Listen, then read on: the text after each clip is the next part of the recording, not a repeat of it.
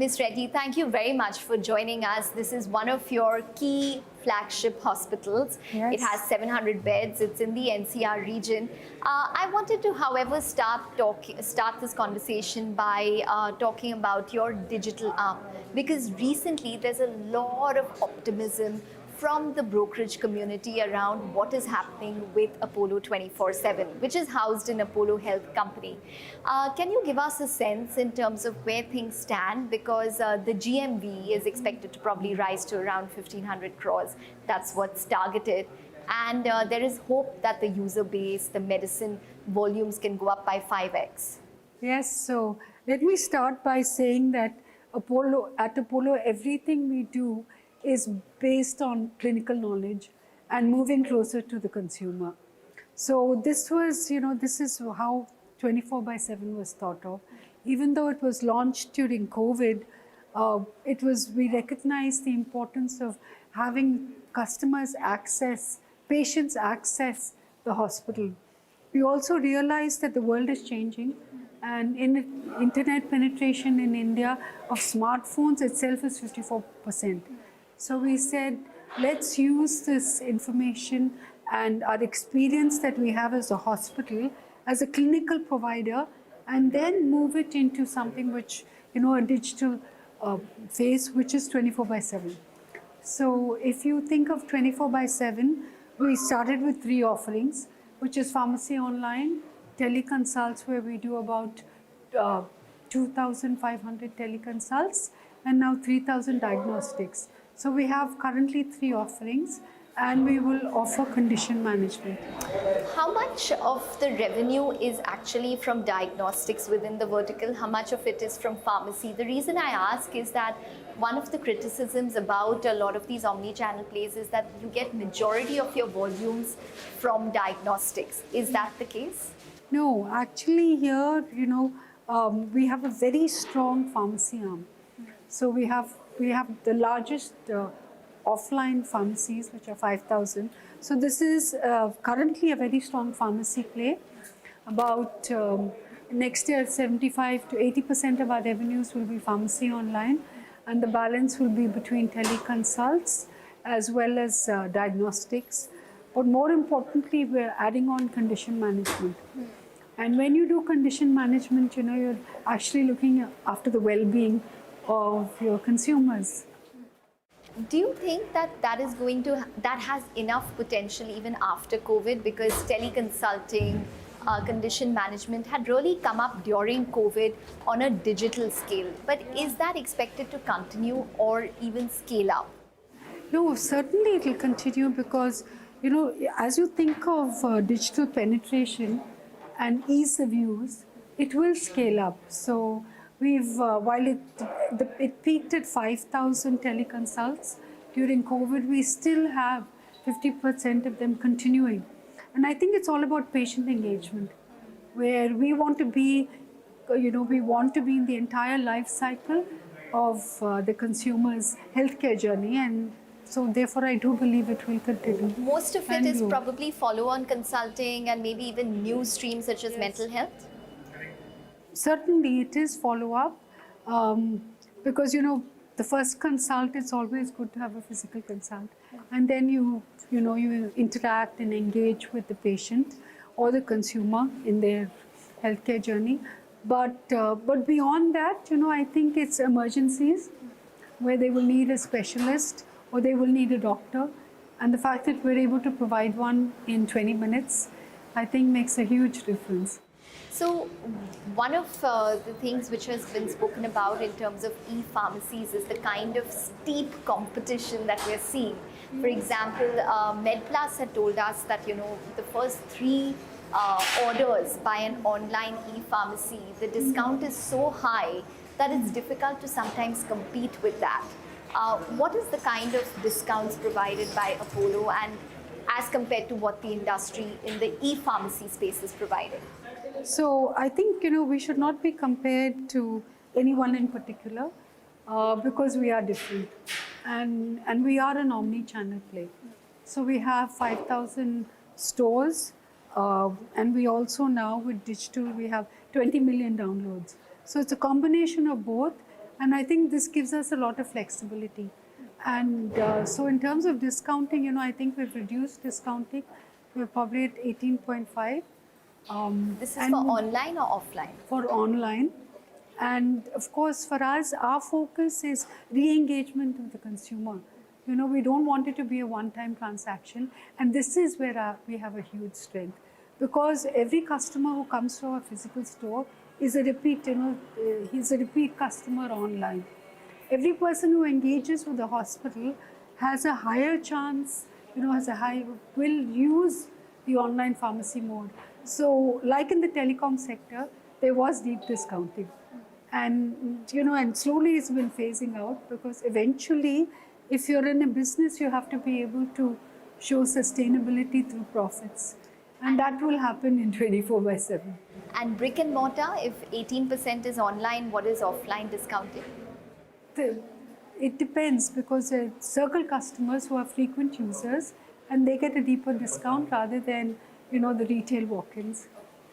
That's on the entire e-pharmacy bit. Now, as a whole, Apollo 24/7 is possibly expected to become EBITDA neutral by next year. Is that on the cards? Yes, Apollo HealthCo will become EBITDA neutral next year. So it'll be EBITDA neutral. What about, are you expecting your user base to grow 5x, your medicine orders to grow 5x? That's what's envisaged and estimated at this point. Yes, so we looked at GMV and it's grown tremendously. We currently will close the year with 1,500 crores of GMV, and it will double next year. And which is why, we're quite sure that we will be EBITDA breaking. Okay, so you're expecting it to probably go to 3,000 crores by FY24? Yeah. Okay, so that's, what about fundraising? Because y'all have said that y'all are probably looking at fundraising maybe by the end of FY23. Yes. Where do things stand? Because in the past, y'all were on track in terms of fundraising, but that got derailed a little bit, or it got delayed. Where is it?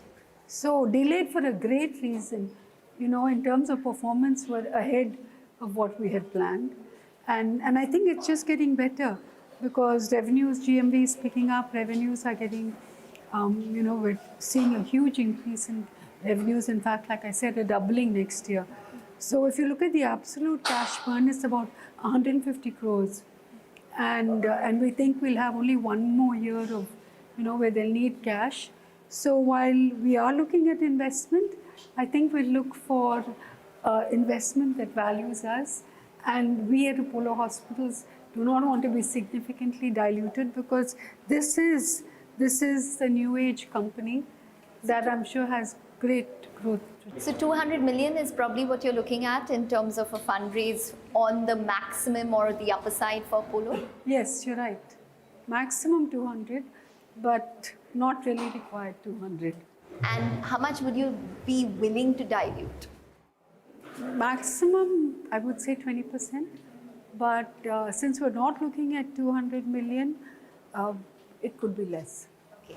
Would it be a strategic or a financial investor? We have options, let me just say that.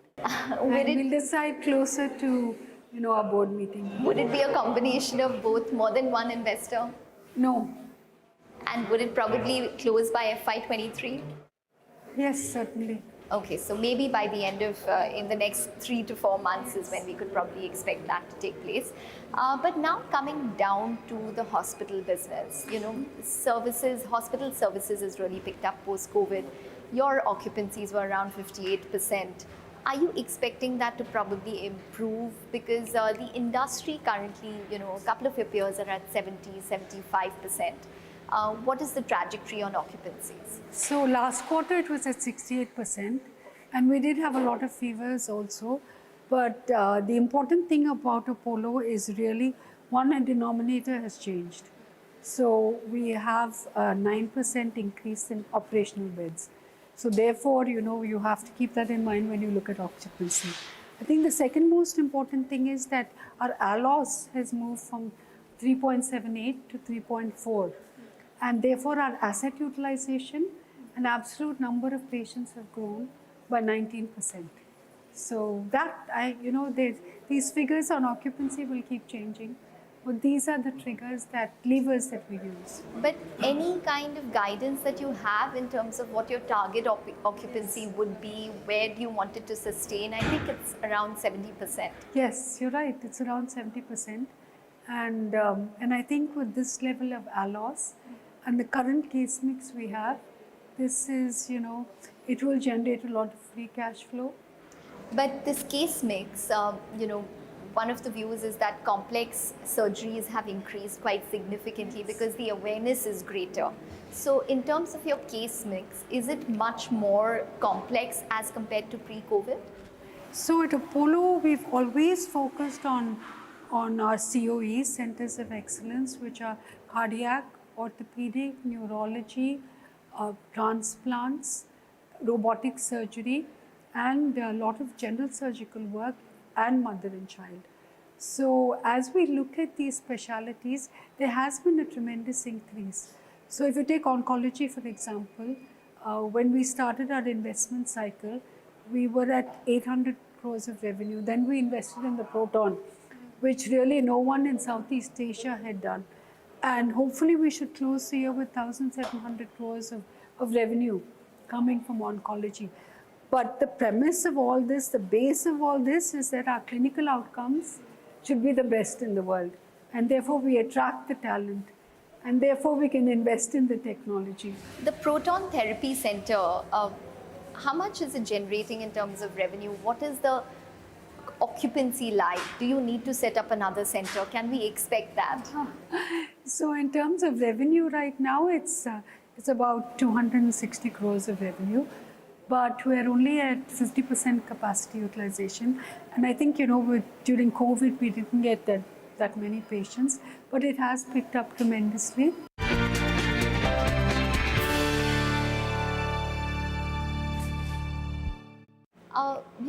The other big talking point post-COVID is definitely medical tourism, medical value tourism. There's so much of an impetus from the government as well on it. And companies or hospitals are looking at capex which is catered to inflow of patients from abroad. Where does it stand as a percentage of sales? How bullish are you on it as a prospect? People have always measured it as a percentage of sales. So we should close the year with 7%. But having said that, the absolute revenue coming from international patients has actually grown over 19% over 2020 when it was peaked. So in absolute terms, there has been an increase. And I think the potential is to go to 20% of revenue. And we believe that that Apollo will be the biggest player in international patient traffic. And I say this because of our locations. In 2 years, we'll open our Gurgaon facility. We have Delhi, Gurgaon, Bangalore, Hyderabad, Chennai, and Ahmedabad. Being located in all of these centers is bringing us patients from across the world. Acquisitions, would you look at acquisitions just to fuel that aspect of growth? You have made smaller acquisitions, but something larger, any kind of pipeline you can share with us? I think any acquisition that is value accretive makes sense to us. So we did Gurgaon, which is brownfield. We're setting up a hospital of the future in OMR in Chennai. So clearly we are expanding our footprint. We're adding 2,000 beds in the next 4 years. So it is a huge expansion. And acquisitions, if something comes across, something comes our way, of course we'll look at it. Are you looking at acquisitions in the diagnostic space? Considering what has taken place, you all have big plans in diagnostics. Yes. You all are looking at around 500 crores in terms of revenue, probably scaling up to around 1,000 odd crores in 3 years as well. Are you going to do that organically because of the competition? It's so easy and scalable, the diagnostic business, that you really don't have to make big acquisitions. It's like pharmacy. We only did one acquisition, but we have 5,000 pharmacies. And we are the largest player. So I think in diagnostics, maybe some small acquisitions the team might make. And the reason we do this is because economies of scale. We're setting up a very high-end genetic lab in Hyderabad. So it won't be the regular tests. We'll do the difficult, complex testing, especially for oncology cases, which will mean better margins. But is that the future of diagnostics? Because there's so much competition. If you look at the online aggregators, if you look at hospital labs, standalone labs, 100 rupee tests by an online aggregator, that's how competitive the industry is. What is your sense in terms of whether or not that's going to be lucrative at the end? I think we've always differentiated ourselves by a clinical offering. Like I said, we will be a player at scale in diagnostics, but we will have all the high-end testing, and that will give us the margins.